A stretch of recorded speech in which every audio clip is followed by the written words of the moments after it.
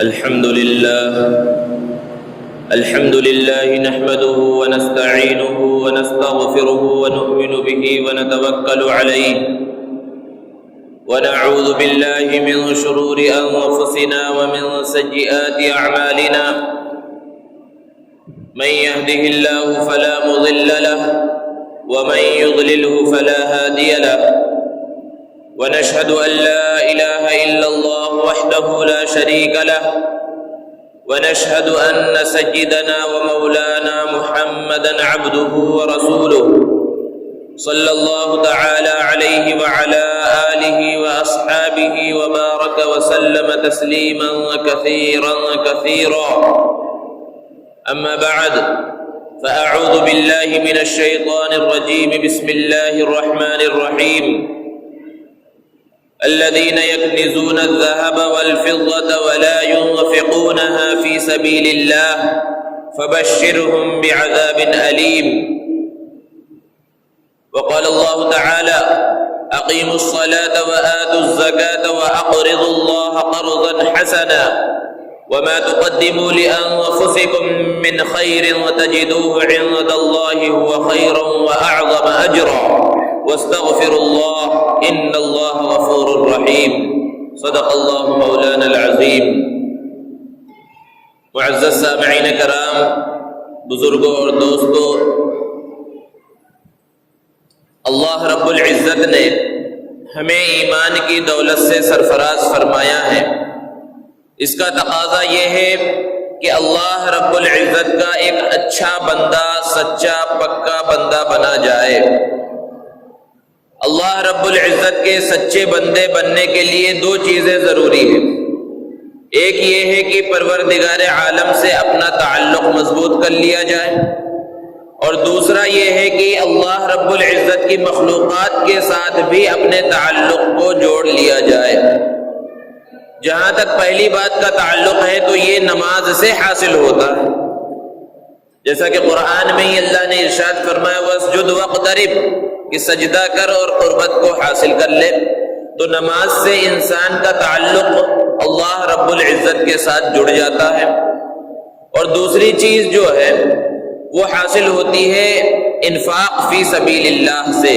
اللہ کی راہ میں مال خرچ کرنے سے، صدقہ خیرات اور زکوٰۃ دینے سے، کہ جب نماز کے اندر پختگی آ گئی تو پھر یہ نماز میں پختگی کا آنا اس بات کا تقاضا کرتا ہے کہ اب اللہ کے بندوں کے ساتھ زکوٰۃ اور نفلی صدقہ خیرات دے کر ان سے تعلقات کو بھی مضبوط کر لیا جائے۔ نماز کا اور زکوٰۃ کا آپس میں بہت گہرا تعلق ہے۔ قرآن مجید میں تقریباً 82 مقامات پر اللہ رب العزت نے نماز کے ساتھ زکوٰۃ کو بیان فرمایا ہے۔ اقیم الصلاۃ وآتوا الزکاۃ، مختلف مقامات پر اللہ رب العزت نے ارشاد فرمایا۔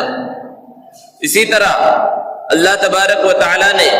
انداز بدل کر، اسلوب بدل کر انفاق فی سبیل اللہ کی راہ میں مال خرچ کرنے کی اہمیت اور فضیلت کو بھی بیان فرمایا۔ اللہ رب العزت نے ارشاد فرمایا اقیموا الصلاۃ وآتوا الزکاۃ واقرضوا اللہ قرضا حسنا، کہ نماز قائم کرو، زکوٰۃ ادا کرو اور اللہ رب العزت کو قرض حسنا دو۔ اس آیت کے اندر اللہ تبارک و تعالی اپنے بندوں سے قرض مانگ رہے ہیں۔ بھلا بتائیے اللہ رب العزت کو قرض کی کیا ضرورت ہے؟ اللہ رب العزت تو زمین اور آسمان کے خزانوں کا مالک ہے، چاند سورج سب کچھ اسی کا ہے، سارے خزانے اسی کے ہیں، تو پھر اللہ رب العزت کو ہماری طرف سے قرض کی کیا ضرورت ہے؟ لیکن اللہ رب العزت قرض مانگ رہے ہیں۔ قربان جائیے اللہ رب العزت کے اس انداز بیان کے اوپر کہ اللہ رب العزت فرما رہے ہیں کہ میرے بندو تم مجھے قرض دو، لیکن میرے لیے نہیں، میرے غریب بندوں کے واسطے، میرے نادار بندوں کے واسطے، میرے یتیم بندوں کے واسطے تم ان کے پاس دنیا میں جمع کرا دو، تجدوہ عند اللہ، قیامت کے دن مجھ سے لے لینا۔ کتنا پیارا انداز ہے، اللہ رب العزت اس انداز میں بندوں کو اپنی راہ میں مال خرچ کرنے کی ترغیب دے رہے ہیں۔ اللہ رب العزت نے قرآن مجید میں مومنین کی صفت بیان فرمائی، والذین فی اموالہم حق معلوم للسائل والمحروم، کہ نیک لوگ کون ہیں جن کے مال کے اندر ایک متعینہ حق ہوتا ہے مانگنے والوں کا، اور اس شخص کا جو محروم ہے، جس کے پاس مال و دولت نہیں ہے، وہ اپنی روزی میں سے، اپنے پیسوں میں سے ایک متعینہ مقدار ان کے لیے بھی نکالتے ہیں۔ اسی طرح اللہ رب العزت نے ارشاد فرمایا، یسألونک ماذا ینفقون، کہ اے نبی صلی اللہ علیہ وسلم لوگ آپ سے سوال کرتے ہیں کہ کیا خرچ کریں، قل العفو، کہہ دیجئے کہ تمہاری ضرورت سے زائد جو کچھ بچ جائے اس کو خرچ کر دو۔ یہ صرف زبانی جمع خرچ نہیں تھا، دنیا کے کسی مذہب نے اس انداز میں حکم نہیں دیا اپنے ماننے والوں کو کہ تمہاری ضرورت سے زائد جو بچ جائے اس کو خرچ کر دو۔ اسلام نے یہ حکم دیا اور ماننے والوں نے کر کے دکھلایا، اگرچہ یہ واجب اور فرض نہیں ہے، لیکن کرنے والوں نے کر کر دکھلایا کہ اللہ کے رسول صلی اللہ علیہ وسلم نے غزوہ تبوک کے موقع پر عام چندے کا اعلان کیا تو سیدنا ابو بکر صدیق رضی اللہ تعالی عنہ نے اپنے گھر کا پورا مال لا کر اللہ رب العزت کے سامنے پیش کیا، نبی کریم صلی اللہ علیہ وسلم کے دربار میں پیش کر دیا۔ تو یہ عمل کر کے دکھلایا۔ اسی طرح اللہ کی راہ میں خرچ کرنے کا کیا فائدہ ہوتا ہے، مثال دے کر اللہ رب العزت نے سمجھایا کہ مثل الذین ينفقون اموالهم فی سبیل اللہ کمثل حبۃ انبتت 7 سنابل فی کل سنبلۃ 100 حبۃ، کہ وہ لوگ جو اللہ کی راہ میں خرچ کرتے ہیں ان کے خرچ کرنے کی مثال کیسی ہے کہ جیسے کہ ایک کسان نے زمین کے اندر ایک دانے کو ڈالا، اس ایک دانے سے ایک پودا اگا اور اس پودے کے اندر 7 بالیاں نکلی اور ہر بالی کے اندر 100 دانے نکلے، تو ایک دانے سے 700 دانے بن گئے۔ تو جو کوئی اللہ کی راہ میں 1 دینار، 1 درہم، 1 روپیہ خرچ کرے گا تو اس کا کم سے کم ثواب وہ 700 روپیے، 700 درہم، 700 دینار خرچ کرنے کے برابر ہے۔ آگے اللہ نے بیان فرمایا، واللہ یضاعف لمن یشاء، اور اللہ جس کے لیے چاہے کئی گنا بڑھا دے، اس کا تو اندازہ اور تصور بھی نہیں کیا جا سکتا۔ اور صدقہ دینے سے، اللہ کی راہ میں خرچ کرنے سے مال میں کمی نہیں ہوتی۔ اللہ رب العزت نے بیان فرمایا کہ خذ من اموالہم صدقۃ تطہرہم، کہ نبی صلی اللہ علیہ وسلم ان کے مال میں سے صدقہ لیجئے، مقصد کیا ہے؟ تاکہ ان کا مال پاک و صاف ہو جائے۔ اللہ رب العزت نے بیان فرمایا، یمحق اللہ الربا ویربی الصدقات، کہ اللہ تبارک و تعالی سود کو گھٹاتا ہے اور صدقات کو بڑھاتا ہے۔ بظاہر سود میں مال بڑھتا ہوا نظر آتا ہے اور صدقے میں، زکوٰۃ میں مال کم ہوتا ہوا نظر آتا ہے، لیکن حقیقت میں سود کی وجہ سے مال کی برکت ختم ہو جاتی ہے اور صدقے کی وجہ سے مال کے اندر اضافہ ہوتا ہے، مال کے اندر برکت ہوتی ہے۔ جہاں اللہ رب العزت نے انفاق فی سبیل اللہ کی، صدقہ اور خیرات کرنے کی، زکوٰۃ ادا کرنے کی فضیلت کو بیان فرمایا، وہیں انفاق فی سبیل اللہ سے رک جانے کی، مال ہونے کے باوجود اللہ کے راہ میں خرچ نہ کرنے کی سخت وعید کو بیان فرمایا۔ ارشاد فرمایا، الذین یکنزون الذهب والفضة ولا ينفقونها فی سبیل اللہ فبشرهم بعذاب علیم، کہ وہ لوگ جو سونا اور چاندی جمع کر کے رکھ رہے ہیں، خزانہ کر کے رکھ رہے ہیں اور اللہ کے راستے میں خرچ نہیں کرتے، مطلب یہ نہیں کہ جتنا جمع کیا سب خرچ کر دیں، بلکہ اس کا حق جو زکوٰۃ ہے وہ زکوٰۃ ادا نہیں کرتے، فبشرهم بعذاب علیم، انہیں ایک دردناک عذاب کی خبر دے دیجئے۔ اور یہ کب ہوگا یہ دردناک عذاب؟ اگلی آیت میں اللہ نے ارشاد فرمایا، یوم یحمى علیہا فی نار جہنم،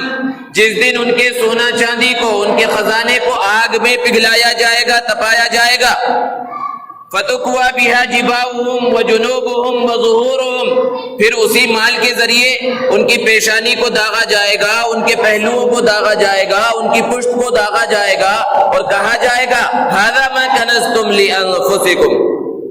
یہی وہ خزانہ ہے جس کو تم اپنے لیے جمع کر کے رکھ رہے تھے، لہذا آج اس خزانے کا مزہ چکھو۔ کتنی سخت وعید ہے۔ اور صرف یہی ایک وعید اللہ رب العزت نے بیان نہیں فرمائی، سورہ ہمزہ کے اندر ارشاد فرمایا وَيْلٌ لِكُلِّ ہُمَزَةٍ لُمَزَةٍ الَّذِي جَمَعَ مَالًا وَعَدَّدَهُ، کہ تباہی اور بربادی اس شخص کے واسطے جو مال جمع کر کر کے رکھ رہا ہے اور روزانہ گنتا ہے کہ کل کے مقابلے میں آج کتنا بڑھ گیا۔ اور پھر آگے فرمایا يَحْسَبُ أَنَّ مَالَهُ أَخْلَدَهُ، کہ وہ یہ سمجھ رہا ہے کہ اس کا مال اسے ہمیشہ کی زندگی عطا کرے گا۔ دنیا کی تاریخ گواہ ہے کہ مال سے کسی کی زندگی کے اندر اضافہ نہیں ہوا۔ اللہ رب العزت نے بیان فرمایا کلا، ہرگز ایسا نہیں ہو سکتا، لَيُنبَذَنَّ فِي الْحُطَمَةِ، اسے ایک خطرناک روندنے والی آگ کے اندر ڈالا جائے گا۔ پھر اللہ تعالیٰ پوچھ رہے ہیں وَمَا أَدْرَاكَ مَا الْحُطَمَةِ، تمہیں معلوم بھی ہے حطمہ کیا ہے، روندنے والی آگ کیا ہے؟ نار اللہ الموقدہ، یہ اللہ کی سلگائی ہوئی آگ ہے، اللہ کی جلائی ہوئی آگ ہے، التی تطلع علی الافئدہ، جو انسان کے دل تک پہنچ جائے گی۔ دنیا والوں کی آگ نہیں ہے، دنیا کی آگ نہیں ہے کہ جو پانی سے بجھ جائے، فائر بریگیڈ اسے بجھا دے، یہ اللہ کی آگ ہے، اللہ کی سلگائی ہوئی آگ ہے۔ اتنی سخت وعید اللہ رب العزت نے بیان فرمائی، اور نبی کریم صلی اللہ علیہ وسلم نے بیان فرمایا کہ جس نے مال کی زکوٰۃ نہ دی تو اس کا مال قیامت کے دن گنجے سانپ کی شکل اختیار کر لے گا اور اسے ڈسے گا۔ اور معراج کے سفر میں اللہ کے رسول صلی اللہ علیہ وسلم نے جہاں بہت سارے لوگوں کی سزاؤں کو دیکھا تھا، زکوٰۃ نہ دینے والوں کی بھی سخت سزا کو دیکھا۔ اللہ رب العزت نے اتنی سخت سزا زکوٰۃ نہ دینے والوں کی کیوں بیان فرمائی؟ بنیادی وجہ یہ ہے کہ اللہ رب العزت نے جو مال و دولت انسان کو دیا ہے، اس کے بارے میں انسان کی سوچ، انسان کی فکر، انسان کا نظریہ یہ ہونا چاہیے کہ یہ اللہ کا مال ہے، اللہ نے دیا ہے۔ جیسا کہ اللہ نے خود بیان فرمایا یا ایھا الذین آمنوا انفقوا مما رزقناکم، کہ اے ایمان والو جو کچھ ہم نے دیا ہے اس میں سے خرچ کرو۔ جب انسان کی یہ سوچ ہو جائے کہ بھئی ہمارا تو ہے ہی نہیں، اللہ کا دیا ہوا مال ہے، اب اللہ ہی اپنے راستے میں خرچ کرنے کو کہہ رہا ہے، تو پھر وہ خرچ کرنا آسان ہو جاتا ہے۔ لیکن جب انسان کی سوچ بدل جاتی ہے، انسان کا نظریہ بدل جاتا ہے کہ یہ مال تو میں نے اپنے ہنر کے ذریعے کمایا ہے، میں نے محنت کی ہے، میں نے جو ہے مشقت برداشت کی ہے، میں اس کے اندر میں نے اپنے ہنر کو لگایا ہے، اس کے بعد یہ مال و دولت مجھے حاصل ہوا ہے، اس پر میرا حق ہے، اس پر کسی اور کا حق نہیں ہے، تو پھر انسان تباہی اور بربادی کے راستے پر چل نکلتا ہے۔ اور یہ سوچ، یہ فکر، یہ تھیوری قارون کی تھیوری ہے کہ اللہ نے بہت زیادہ مال و دولت سے نوازا تھا کہ اس کے خزانوں کی کنجیاں 40 پہلوان مل کر اٹھاتے تھے، بہت خزانہ تھا، بہت مال و دولت تھا۔ حضرت موسیٰ علیہ السلام کی امت میں سے تھا۔ جب حضرت موسیٰ علیہ السلام نے اس سے کہا کہ یہ جو مال تجھے اللہ نے دیا ہے اس کا حق نکال، اس کی زکوٰۃ نکال، تو اس نے وہی کہا تھا انما اوتیتہ علی علم عندی، کہ میں نے اپنے ہنر سے کمایا ہے، میں کیوں نکالوں زکوٰۃ اس کی؟ زکوٰۃ کو اس نے ٹیکس سمجھا۔ تو کیا ہوا انجام؟ اللہ رب العزت نے اس کے خزانوں سمیت اسے زمین کے اندر دھسا دیا، یہ انجام ہوا۔ تو مال کے بارے میں انسان کی فکر، انسان کی سوچ یہ ہونی چاہیے کہ اللہ کا مال ہے۔ دنیا کے اندر سب کو اللہ رب العزت روزی دے رہا ہے۔ کیا دنیا کے اندر کوئی کانفرنس ہوئی تھی، کوئی میٹنگ ہوئی تھی جس کے اندر بڑے بڑے تاجر اور سارے لوگ جمع ہوئے ہو اور وہاں پر یہ طے کیا گیا ہو کہ بھئی آپ جوتوں کا کاروبار کر لو، آپ کپڑوں کا کاروبار کر لو، آپ ملازمت کر لو، آپ تجارت کر لو؟ کہیں طے ہوا؟ کہیں طے نہیں ہوا۔ بلکہ اللہ نے ہر ایک کے دل میں بانٹ ڈالا کہ تمہارے لیے کپڑوں کا کاروبار مناسب ہے، تمہارے لیے جوتوں کا کاروبار مناسب ہے، تمہارے لیے فلاں کاروبار مناسب ہے، تمہارے لیے ملازمت مناسب ہے، تمہارے لیے زراعت مناسب ہے۔ اس طرح اللہ رب العزت نے مختلف لوگوں کے دلوں میں بانٹ ڈالا اور انہوں نے وہ کام شروع کر دیا۔ دکان کھول کر بیٹھ گئے تو کیا صرف دکان کھول لینے سے آمدنی شروع ہو جاتی ہے؟ کوئی آدمی دکان کھول کر بیٹھ جائے، کرانے کی دکان، کپڑے کی دکان، جوتے کی دکان، تو کیا آمدنی ہو جاتی ہے جب تک اس کے پاس گراہک نہ آئے؟ یہ گراہک کون بھیج رہا ہے؟ یہ اللہ رب العزت بھیج رہا ہے کہ ایک آدمی کے دل میں اس بات کو ڈالا کہ تم دکان کھول کر بیٹھو، دوسرے آدمی کے دل میں اس بات کو ڈالا کہ تم وہاں سے جا کر مال خریدو۔ تو یہ مال کی تقسیم کا اللہ رب العزت کا ایک غیبی نظام ہے جس کے ذریعے انسان کو مال مل رہا ہے۔ ایک کسان ہوتا ہے، کسان کا حال کیا ہے کہ کسان کتنا کام کرتا ہے؟ وہ بس اتنا کرتا ہے کہ زمین کو نرم کرتا ہے، اور زمین کو نرم کرنے کے بعد ایک بیج، ایک دانہ اس کے اندر ڈال دیتا ہے، پھر پانی اور کھاد وغیرہ کا انتظام کر دیتا ہے۔ اس کے بعد باقی کام کس کا ہے؟ باقی کام اللہ رب العزت کا ہے کہ وہ سخت بیج، سخت دانہ، زمین جیسی سخت چیز کو پھاڑ کر باہر نکلتا ہے، اور پھر اس کے بعد ایک معمولی سے پودے کی شکل میں ہوتا ہے کہ چھوٹا سا بچہ بھی اگر مسل دے تو وہ ختم ہو جائے، لیکن وہ معمولی سا پودا کہ ہوا کی تیز جھونکے سے وہ برباد ہو سکتا ہے، وہ موسم کی سختیوں کو برداشت کرتے ہوئے بڑا پودا بنتا ہے، پھر اس کے بعد درخت کی شکل اختیار کر لیتا ہے، پھر اس پر پھل آتے ہیں، پھول آتے ہیں، پھر اس سے غلہ نکلتا ہے، پھر اس سے پھل نکلتے ہیں، اور وہ پوری دنیا کے اندر پھیل جاتا ہے۔ یہ نظام کون چلا رہا ہے؟ اللہ رب العزت کے علاوہ کوئی نظام چلا سکتا ہے؟ تو یہ مال و دولت جو اللہ رب العزت دے رہا ہے، یہ اللہ کے نظام کے تحت بندوں کو مل رہا ہے۔ تو اگر اللہ رب العزت یہ کہتے کہ جو کچھ ہم نے دیا ہے اس میں سے 97.5% اللہ کے راستے میں خرچ کر دو اور 2.5% اپنے پاس رکھ لو، تو کوئی ظلم نہیں ہوتا، کیونکہ اللہ نے دیا ہے، اللہ نے اپنے نظام کے تحت دیا ہے۔ لیکن اللہ رب العزت بڑے رحیم ہیں، بڑے کریم ہیں، بندوں کی پریشانیوں کو جانتے ہیں، بندوں کی ضرورتوں کو جانتے ہیں۔ اللہ رب العزت نے کیا حکم دیا کہ جو کچھ مال ہم نے دیا ہے دنیا میں تم مالک ہو اس کے، اور دنیا کے اندر 97.5% تم اپنے پاس رکھو، اور وہ بھی آمدنی کا نہیں بلکہ جو تمہارے پاس بچ جائے۔ آمدنی پر زکوٰۃ نہیں ہے، جو تمہارے پاس بچ جائے اس میں سے بھی 97.5% اپنے پاس رکھو، اور 2.5% 2.5% اللہ کے راستے میں خرچ کرو۔ 40واں حصہ کہ 40 روپے میں سے 1 روپیہ تم اللہ کے راستے میں خرچ کرو۔ ذرا بتائیے کوئی حقیقت ہے اس کی؟ جبکہ پہلی امتوں میں بھی زکوٰۃ تھی۔ اگر ہم تاریخ کو اٹھا کر دیکھیں اور پہلی امتوں کے حالات کو دیکھیں تو زکوٰۃ بڑی مقدار میں ان کے اوپر فرض ہوا کرتی تھی۔ تو یہ معمولی مقدار ہے، اس کا حکم اللہ رب العزت نے دیا ہے۔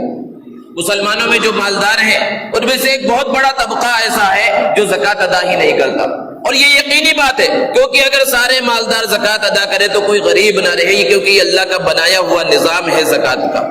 تو ایک بہت بڑا طبقہ وہ ہے جو زکوٰۃ ادا ہی نہیں کرتا، لیکن مسلمانوں کا ایک بہت بڑا طبقہ ایسا بھی ہے جو زکوٰۃ ادا کرتا ہے لیکن صحیح انداز میں زکوٰۃ ادا نہیں کرتا، حساب لگا کر زکوٰۃ ادا نہیں کرتا۔ جس طرح نماز انسان پڑھتا ہے اور نماز کو عبادت سمجھتا ہے، اور ایک ایک مسئلہ جو ہے علماء سے معلوم کرتا ہے، کچھ غلطی ہو گئی تو فوراً جا کر پوچھتا ہے میں اس طرح نماز پڑھ رہا تھا، یہ ہو گیا تو سجدہ سو کرنا ہے یا نہیں کرنا ہے، میری نماز ہوئی یا نہیں ہوئی، لوٹانا ہے یا نہیں لوٹانا ہے۔ زکوٰۃ کے بارے میں اتنے مسائل نہیں معلوم کیے جاتے، حالانکہ جیسے نماز ہے فرض ویسے ہی زکوٰۃ بھی فرض ہے، جیسے نماز اسلام کی بنیاد ہے ویسے زکوٰۃ اسلام کی بنیاد ہے۔ تو زکوٰۃ کو معلوم کر کے وہ طبقہ زکوٰۃ ادا نہیں کرتا، اندازے سے زکوٰۃ نکال دیتا ہے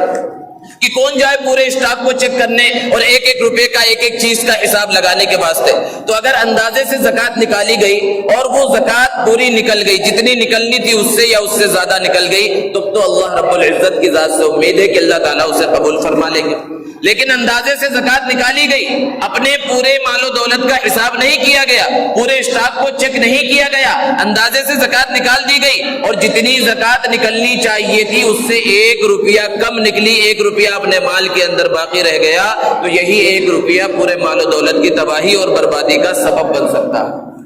تو اس لیے زکوٰۃ کو سمجھ کر، زکوٰۃ کو سیکھ کر، زکوٰۃ کو معلوم کر کے، زکوٰۃ کا حساب کر کے پھر زکوٰۃ نکالنی چاہیے۔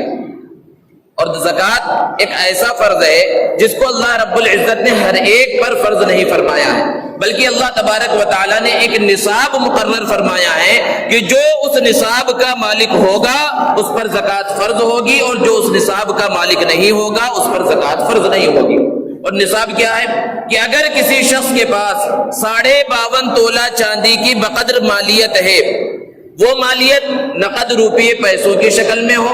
یا پھر سونے چاندی اور زیورات کی شکل کے اندر ہو یا مال تجارت کی شکل میں ہو، اور اس پر سال گزر چکا ہو، تو اس شخص کے اوپر زکوٰۃ فرض ہوتی ہے۔ सोने का निसाब अलग है, चांदी का निसाब अलग है। अगर सिर्फ सोना है तो 7.5 तोला सोना, कि इंसान के पास 7.5 तोला सोना हो या 52.5 तोला चांदी। 7.5 तोले सोने की रकम और मिकदार बहुत ज्यादा होती है, और 52.5 तोला चांदी की मिकदार बहुत मामूली होती है, 20-22 हजार रुपए ही होती है। तो सोने का निसाब देखा जाएगा या चांदी का निसाब देखा जाएगा। इसमें इस बात को समझने की जरूरत है कि अगर एक इंसान के पास सिर्फ सोना है, नकद रुपया पैसा नहीं है, उसके पास जर्रा बराबर चांदी नहीं है, तो ज़कात उस पर उस वक्त फर्ज होगी जबकि सोना 7.5 तोले तक पहुंच जाए। लेकिन अगर सोने के साथ साथ नकद रुपया पैसा है या थोड़ी सी भी चांदी है, तो फिर उस निसाब को चांदी की तरफ फेर दिया जाएगा और देखा जाएगा कि ये सोना और नकद मिलाकर या सिर्फ सोना चांदी के साथ 52.5 तोला चांदी की मिकदार को पहुंच रहा है या नहीं पहुंच रहा है। तो 1 तोला सोना भी होगा और उसके साथ थोड़ी सी चांदी होगी, थोड़े से पैसे हो या ना हो, वो साहिबे निसाब बन जाएगा। क्योंकि 52.5 तोला चांदी मार्केट में आजकल जो है 20-22 हजार में मिल जाती है। तो जिसके पास 20-22 हजार रुपए उसकी जरूरियात से जायद बचे हुए हैं, तो उसके ऊपर ज़कात फर्ज है। इस बात को अच्छी तरह से समझने की जरूरत है। और फिर माल के ऊपर साल गुजर गया हो, लेकिन ये बात भी समझना चाहिए कि हर माल के ऊपर साल का गुजरना जरूरी नहीं है। आम तौर पर लोग ये समझते हैं कि हर माल के ऊपर साल गुजर जाए, ऐसा नहीं है। बल्कि मिसाल से इसको समझा जा सकता है कि एक आदमी जब पहली मर्तबा साहिबे निसाब हुआ और उसके माल पर 1 साल गुजर गया और 1 रमजान को उसके ज़कात निकालने की तारीख है, 1 रमजान को जब वो ज़कात का हिसाब कर रहा है और 1 साल गुजर गया तो उसके पास 1 लाख रुपए है। उसने इस रमजान में 1 लाख रुपए की ज़कात निकाली। अब फिर जब अगला 1 रमजान आ रहा है और 1 लाख ही रुपए हैं तो 1 लाख रुपए पर ज़कात निकलेगी। लेकिन 1 रमजान से 2-3 दिन पहले 50 हजार कहीं और से आ गए, तो अब ये समझना कि इस रमजान को तो सिर्फ 1 लाख की ज़कात निकालेंगे, इस 50 हजार की ज़कात नहीं निकालेंगे क्योंकि इस पर साल नहीं गुजरा, इस पर तो फिर अगले साल जो है निकालेंगे क्योंकि 1 साल गुजरना है। ये गलत फहमी है। हर माल पर साल गुजरना जरूरी नहीं। एक बार जब साल गुजर गया, एक बार जब आदमी साहिब निसाब हो गया, तो दरमियान में जितना भी आ रहा है या जा रहा है अल्लाह ने उसको माफ फरमा दिया है। अगर 1 लाख के बजाय 50 हजार हो जाते, 50 हजार खर्च हो जाते, तो 1 लाख पर नहीं निकालना था, 50 ही पर निकालना था। इसी तरह दरमियान में जितनी भी आमदनी होती रही और जितना महफूज रहा और 1 तारीख को जितने माल का वो मालिक है उस पूरे पर ज़कात का निकालना जरूरी है। ज़कात जैसा कि अभी गुजरा कि 3 चीजों के ऊपर फर्ज है। सिर्फ 3 तरह के माल है। हर तरह के माल पर, यह भी अल्लाह का फजल है कि हर तरह के माल पर अल्लाह रब्बुल इज्जत ने ज़कात को फर्ज नहीं फरमाया। इस्तेमाल की चाहे जितनी चीजें हो, कीमती से कीमती चीज हो, लाखों करोड़ों रुपए की गाड़ियां हो, उम्दा से उम्दा बिल्डिंग हो, बंगला हो, उसके ऊपर ज़कात नहीं। हाँ, उस सब चीजों की वजह से आमदनी हो रही है और वो बच जा रही है, महफूज हो रही है और वो ज़कात के निसाब को पहुंच रही है, तो उसके ऊपर ज़कात फर्ज है। सबसे पहली चीज नकद रुपया पैसा, चाहे जिस शक्ल में हो, चाहे इंसान के पास नोटों और सिक्कों की शक्ल में हो या बैंक बैलेंस की शक्ल में हो, किसी भी शक्ल में मौजूद हो, उसके ऊपर ज़कात फर्ज है। दूसरी चीज सोना चांदी, वो चाहे जिस शक्ल में हो, चाहे बिस्किट की शक्ल में हो या लॉकर के अंदर रखे हुए हो या औरतों के जेवरात की शक्ल में हो और वो उसको इस्तेमाल भी करती हो, उस पर भी ज़कात फर्ज है। बहुत से लोग ये समझते हैं कि जो कि सोना चांदी अगर औरतें इस्तेमाल कर रही हैं तो इस्तेमाल की चीजों पर ज़कात नहीं, ऐसा नहीं है। सोने चांदी को अगर इस्तेमाल भी किया जा रहा है तो उसके ऊपर ज़कात फर्ज है। उसके अलावा जो दूसरे जेवरात है, कीमती से कीमती जेवरात हो सकते हैं, हीरे जवाहिरात है, प्लेटिनम है या दूसरी चीज है, अल्लाह रब्बुल इज्जत ने उस पर ज़कात नहीं फर्ज फरमाया। अगर वो इस्तेमाल के वास्ते, हाँ तिजारत के वास्ते है, तो उसके ऊपर ज़कात फर्ज है। तीसरी चीज है माल तिजारत, कि हर वो चीज जिसको बंदे ने बेचने की नीयत से खरीदा है उसके ऊपर ज़कात फर्ज है। अब इंसान ताजिर है, उसके पास एक दुकान है, कोई सी भी दुकान हो सकती है, मिसाल के तौर पर किराने की दुकान है, तो किराने की दुकान है तो उसमें बहुत सी चीजें होती हैं। एक तो खुद वो दुकान है और दुकान के अंदर एक बड़ा फर्नीचर है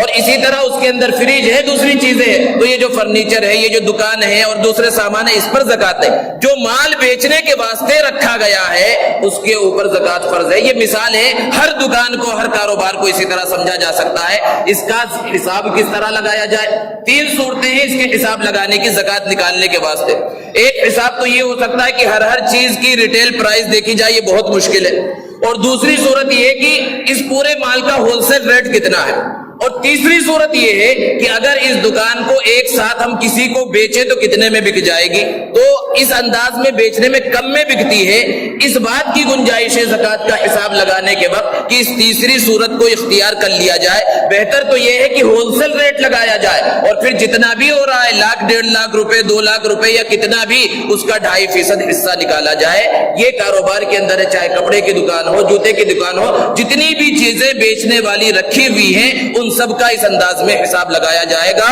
اور اس کی زکوٰۃ نکالی جائے گی۔ اسی طرح تجارت کے اندر انسان نے زمینیں خرید رکھی ہیں، پلاٹ خرید رکھا ہے اور بیچنے کی نیت سے اگر خریدا ہے تو اس پر زکوٰۃ فرض ہے۔ ہاں، اس ارادے سے خریدا کہ آگے چل کر کبھی میں گھر بنا لوں گا، گھر بنا کر جو ہے اپنے بچوں کو دے دوں گا یا خود رہوں گا، تو اس پر تو زکوٰۃ فرض نہیں ہے۔ لیکن اگر بیچنے کا ارادہ ہے، اسی طرح گاڑیاں ہیں، بیچنے کی نیت سے خریدی، بعض لوگوں کا کاروبار ہوتا ہے کہ سستے میں گاڑیاں خریدی اور کچھ فائدہ جو ہے لگا کر اس کو بیچ دیا تو یہ مال تجارت میں آ گیا، وہ استعمال میں شمار نہیں کیا جائے گا۔ تو پلاٹ وغیرہ کے اندر بھی یہی مسئلہ ہے۔ اور اسی طرح سونے چاندی میں اور پلاٹ وغیرہ میں زمینوں کو جو خرید رہا ہے، بیچ رہا ہے، اس میں زکوٰۃ جس دن نکال رہا ہے اس دن کی تاریخ کا اعتبار ہوگا۔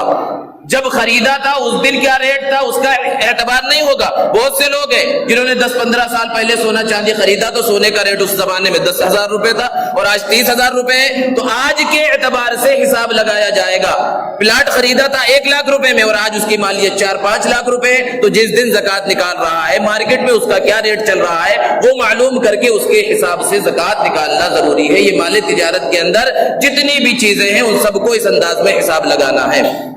اسی طرح بعض لوگوں کی کمپنیاں ہوتی ہیں، فیکٹریاں ہوتی ہیں، تو کمپنی کے جو مالک ہیں، فیکٹریوں کے مالک ہیں، تو کمپنی کے اندر ایک تو کمپنی کی فیکٹری کی بلڈنگ ہے، اس پر زکوٰۃ نہیں۔ بڑی بڑی مشنریاں ہیں، چاہے وہ لاکھوں کروڑوں کی ہو، اس کے اوپر زکوٰۃ نہیں۔ کمپنی اور فیکٹری کی گاڑیاں ہیں جو سامان لانے اور لے جانے میں استعمال ہوتی ہے، اس پر زکوٰۃ نہیں۔ زکوٰۃ اس مال پر ہے جو خام مال ہے، ابھی تیار نہیں ہوا ہے، مٹیریل کی شکل میں ہے، یا جو تیار ہو چکا ہے، ان دونوں مال کے اوپر زکوٰۃ فرض ہے۔ جو تیار نہیں ہوا ہے، تیاری کے مراحل میں ہے یا تیار ہو چکا ہے کمپنی اور فیکٹری کے اندر، اس مال کا پورا کتنا ہوتا ہے، اس کی پوری کتنی مالیت ہوتی ہے، اس کا حساب لگا کر اس کی زکوٰۃ کو نکالا جائے گا۔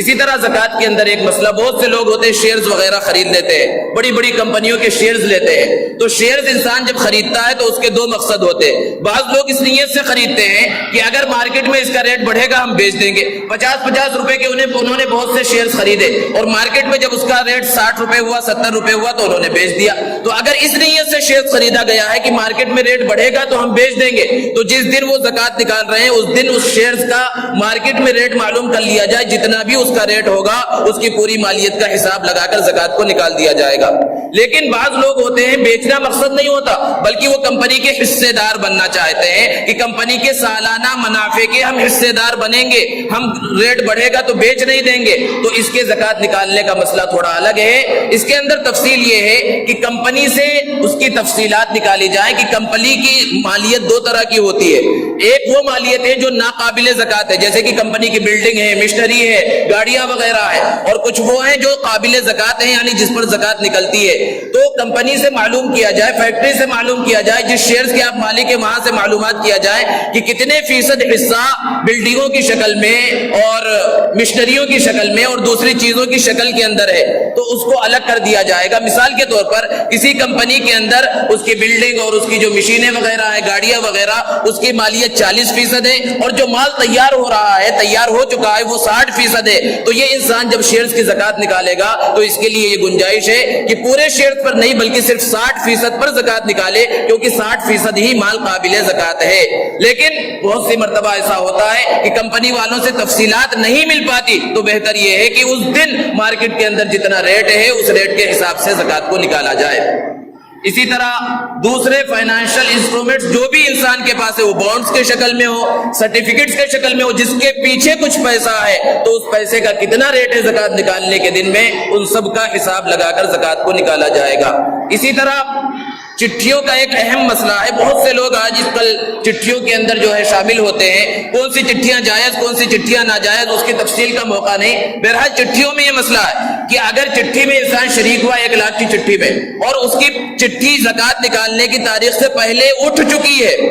تو پھر یہاں یہ کہا جائے گا کہ اب کتنے مہینے، یعنی جس دن زکوٰۃ وہ ادا کر رہا ہے اس دن سے ابھی کتنے مہینوں کے پیسے کتنے ہزار، مثال کے طور پر ابھی 50,000 روپے وہ ادا کرنا ہے وہاں پر، حالانکہ اب اس کو ملنا نہیں ہے، اسے تو مل چکا ہے، تو اگر وہ پیسے بچے ہوئے ہیں تو اس پر زکوٰۃ ہوگی، نہیں بچے ہوئے استعمال ہو گئے تو کوئی مسئلہ نہیں، لیکن یہ 50,000 کا قرض مقروض سمجھا جائے گا اور اصل مال میں سے 50,000 کو نکال دے گا۔ لیکن اگر چٹھی نہیں اٹھی ہے تو دیکھا جائے گا کتنے وہاں پر جمع ہو چکے، اگر 50,000 60,000 جمع ہو چکے ہیں کچھ مہینوں کے تو اس کو بھی حساب میں لایا جائے گا، کیونکہ یہ اس کا پیسہ ہے جو جمع ہے، اس کے اوپر زکوٰۃ کو نکالا جائے گا۔ زکوٰۃ کے اندر ایک اہم مسئلہ آتا ہے قرضوں کا، اور قرضوں کی دو صورتیں ہیں، ایک یہ ہے کہ ہم نے کسی کو قرض دے رکھا ہے اور دوسرا یہ ہے کہ قرض لے رکھا ہے۔ اگر ہم نے کسی کو قرض دے رکھا ہے تو کیا اس قرض پر زکوٰۃ نکالنا ہے یا نہیں نکالنا ہے؟ تو جب تک قرض کسی کے پاس ہے اور ہمارے پاس وہ نہیں آیا تب تک اس پر زکوٰۃ فرض نہیں، لیکن جب وہ آ جائے گا تو گزشتہ پورے سالوں کی زکوٰۃ نکالنا ضروری ہوگا۔ مثال کے طور پر ہم نے 5 سال کے واسطے کسی کو 1 لاکھ روپے قرض دیے، تو ان 5 سالوں میں اس 1 لاکھ روپے کے اوپر زکوٰۃ فرض نہیں ہوگی، لیکن جب وہ 5 سال کے بعد 1 لاکھ روپے واپس کرے گا تو گزشتہ 5 سالوں کی گویا کہ 5 لاکھ کی زکوٰۃ نکالنے پڑے گی۔ تو یہ بہت مشکل ہو جاتا ہے یکمشت زکوٰۃ نکالنا، اس لیے بہتر ہے کہ اگر ہم نے کسی کو قرض دے رکھا ہے تو زکوٰۃ کا حساب کرتے وقت اس کو بھی اپنے مال میں شامل کرے اور اس کی بھی زکوٰۃ نکال دے، یہ بہتر ہے۔ اور دوسری صورت یہ ہے کہ ہم نے قرض لے رکھا ہے اپنی ضرورت کے واسطے، تو انسان نے اگر قرض لیا اپنی ضرورت کے واسطے، گھریلو ضروریات کے واسطے، کھانے پینے کے لیے، بیماری کے علاج کے واسطے، تو جس دن زکوٰۃ کا حساب کیا جا رہا ہے اس دن جتنا قرض اس کے اوپر ہے اس کے اصل مال سے الگ کر دیا جائے گا۔ مثال کے طور پر جس دن وہ زکوٰۃ کا حساب کر رہا ہے 1 لاکھ روپے کا مالک ہے اور 50,000 روپے کا وہ مقروض ہے، تو 50,000 کو الگ کر دیا جائے گا اور صرف 50,000 کے اوپر زکوٰۃ کو نکالا جائے گا۔ لیکن قرضوں کی دو صورتیں ہیں، ایک قرضے یہ ہیں جو انسان اپنی ضروریات کے لیے لیتا ہے، چھوٹے موٹے قرضے ہیں، لیکن ایک قرضے وہ ہے جو انسان فائنینشل مقاصد کے لیے لیتا ہے، اپنی تجارت کو بڑھانے کے لیے لیتا ہے۔ ایک آدمی 2 فیکٹریوں کا مالک ہے، تیسری فیکٹری لگانے کے واسطے اس نے قرض لیا، اور بینکوں سے اور بڑے بڑے اداروں سے قرض لیے جاتے ہیں اور لاکھوں کروڑوں میں قرض لیے جاتے ہیں۔ تو ایسے قرضوں کو اگر ان کے اصل مال سے الگ کر دیا جائے تو یہ غریب شمار میں آ جائے گا، حالانکہ ہے کروڑ پتی، لیکن ان قرضوں کو الگ کر دیا جائے تو خود یہ صاحب نصاب نہیں رہے گا۔ اس لیے قرضوں میں اس بات کو سمجھنے کی ضرورت ہے کہ ہر قرضے کو اصل مال سے الگ نہیں کیا جائے گا، اپنی اصلی ضرورت کے لیے جو قرضے ہیں ان کو الگ کیا جائے گا، تجارتی مقاصد کے لیے جو قرضے ہیں اس کے اندر تفصیل ہے۔ تفصیل یہ ہے کہ ان قرضوں کو لینے کے بعد اس نے کتنے پیسوں سے بلڈنگیں بنائی ہیں، مشنریاں خریدی ہیں، گاڑیاں خریدی ہیں، یہ یعنی ناقابل زکوٰۃ چیزیں جو اس نے خریدی ہیں، بنائی ہیں، اس کو الگ نہیں کیا جائے گا۔ اور تجارت کے واسطے جو چیزیں یعنی جو مال جس پر زکوٰۃ فرض ہو سکتی ہے وہ خریدی ہے اس کو الگ کیا جائے گا۔ مثال کے طور پر 40-50% چیزیں ایسی ہیں جو ناقابل زکوٰۃ ہیں تو اس کو قرضوں سے الگ نہیں کیا جائے گا، اس قرضے کو الگ نہیں کیا جائے گا اصل مالیت سے، اور باقی چیزوں کو الگ کیا جائے گا۔ ان سب مسائل کو معلوم کر کے زکوٰۃ نکالنے کی ضرورت ہے۔ پھر زکوٰۃ میں ایک مسئلہ یہ آتا ہے کہ زکوٰۃ کی کیا تاریخ ہونی چاہیے۔ دیکھیے کوئی بھی تاریخ متعین نہیں ہے، ہر شخص کی تاریخ الگ ہو سکتی ہے کہ جب وہ پہلی مرتبہ صاحب نصاب بنے اور پہلی مرتبہ اس پر سال گزرے وہی اس کی تاریخ ہوگی، اور اس کو نکالنا ضروری ہوگا، اسی تاریخ میں حساب کرنا، بعد میں بھی نکال سکتا ہے۔ کسی کو معلوم ہے کہ میں فلاں تاریخ کو کسی مہینے کے اندر صاحب نصاب ہو گیا، تو اب اس کے لیے یہ جائز نہیں ہے کہ وہ رمضان کے مہینے کو انتخاب کرے، لیکن عام طور پر ایسا ہوتا ہے کہ لوگوں کو اپنے صاحب نصاب بننے کی تاریخ معلوم نہیں ہوتی، تو ان کے لیے یہ گنجائش ہے کہ وہ رمضان کی کسی تاریخ کو اپنے زکوٰۃ نکالنے کی تاریخ متعین کر لے اور پہلی مرتبہ تھوڑی زیادہ نکالے، تاکہ اگر پہلے ہی وہ صاحب نصاب بن گئے تھے تو اس کی بھرپائی ہو جائے۔ اب زکوٰۃ کے بارے میں اللہ نے حکم دیا آتوا الزکاۃ، یہ نہیں کہا زکوٰۃ بس پھینک دو، زکوٰۃ کو ادا کرو یعنی وہ مستحق تک پہنچے۔ تو زکوٰۃ ہم نے نکال دی، اب کس کو دیا جائے؟ آسان سا اصول ہے کہ جو خود صاحب نصاب نہ ہو، جو خود 52.5 تولہ چاندی کی مقدار کا مالیت کا مالک نہ ہو، اسے زکوٰۃ دی جا سکتی ہے۔ اسی طرح اس کے پاس اس کی اصلی ضروریات سے زائد ایسا سامان بھی نہ ہو جو 52.5 تولہ چاندی کی مقدار کو پہنچ جاتا ہے، اگر پہنچ جاتا ہے تو اگرچہ اس مال کی وجہ سے اس پر زکوٰۃ فرض نہیں، کیونکہ استعمال کی چیزوں پر زکوٰۃ فرض نہیں، لیکن زکوٰۃ لے بھی نہیں سکتا۔ جیسے کہ ایک گاڑی سے کسی کا کام چل سکتا ہے تو گاڑی کے اوپر تو زکوٰۃ فرض نہیں، لیکن ایک آدمی کے پاس ایک سے زائد گاڑیاں ہیں، ایک سے زائد موبائل ہیں، گھر کے اندر بہت سے قیمتی فن جو ہے ڈنر سیٹ وغیرہ رکھے ہوئے جو استعمال میں نہیں آتے، اور ان سب کی قیمت 52.5 تولہ چاندی کی بقدر پہنچ جا رہی ہے، تو ایسے شخص کو بھی زکوٰۃ لینا درست نہیں، اس کو زکوٰۃ دینا درست نہیں ہے۔ سب سے بہتر یہ ہے کہ اپنے رشتہ داروں میں، عزیز و اقارب میں جو مستحق ہیں، تحقیق بہت زیادہ ضروری ہے، جو مستحق ہیں انہیں زکوٰۃ دی جائے، کیونکہ اس میں دوگنا ثواب ہے، ایک صلہ رحمی کا بھی ثواب ہوگا، رشتہ داری کے حق ادا کرنے کا ثواب ہوگا، اور دوسرا ثواب زکوٰۃ کے ادا کرنے کا ملے گا۔ اس کے علاوہ اپنے اڑوس پڑوس میں جو مستحق ہیں، جو ضرورت مند ہیں، جو صاحب نصاب نہیں ہے، انہیں زکوٰۃ دی جا سکتی ہے۔ بعض لوگ یہ سمجھتے ہیں کہ جو عورت بیوہ ہو، جو بچہ یتیم ہو، اسے ضرور زکوٰۃ دینی چاہیے، بہت اچھی سوچ ہے کہ ان کی مدد کرنی چاہیے، لیکن اس بات کی تحقیق کر لینی چاہیے کہ کہیں وہ بیوہ صاحب نصاب تو نہیں، کہیں وہ بچہ صاحب نصاب تو نہیں۔ اگر وہ صاحب نصاب ہے تو زکوٰۃ ادا نہیں ہوگی۔ اسی طرح مدارس اسلامیہ جو پورے ہندوستان میں اور پوری دنیا کے اندر پھیلے ہوئے ہیں، مدارس اسلامیہ میں ایک تعداد ان بچوں کی بھی ہوتی ہے جو صاحب نصاب نہیں ہوتے، جو غریب ہوتے ہیں یا یتیم ہوتے ہیں، ان کی اچھی طرح سے کفالت کرنے والا کوئی نہیں ہوتا۔ اس سے یہ نہ سمجھا جائے کہ مدرسوں میں سارے بچے ہی ایسے ہوتے ہیں، مالدار گھرانوں کے بچے بھی رہتے ہیں، لیکن یہ زکوٰۃ کی رقم جو دی جاتی ہے ان بچوں پر خرچ ہوتی ہے جو صاحب نصاب، یعنی جن کے گھر والے صاحب نصاب نہیں ہیں یا خود وہ بچہ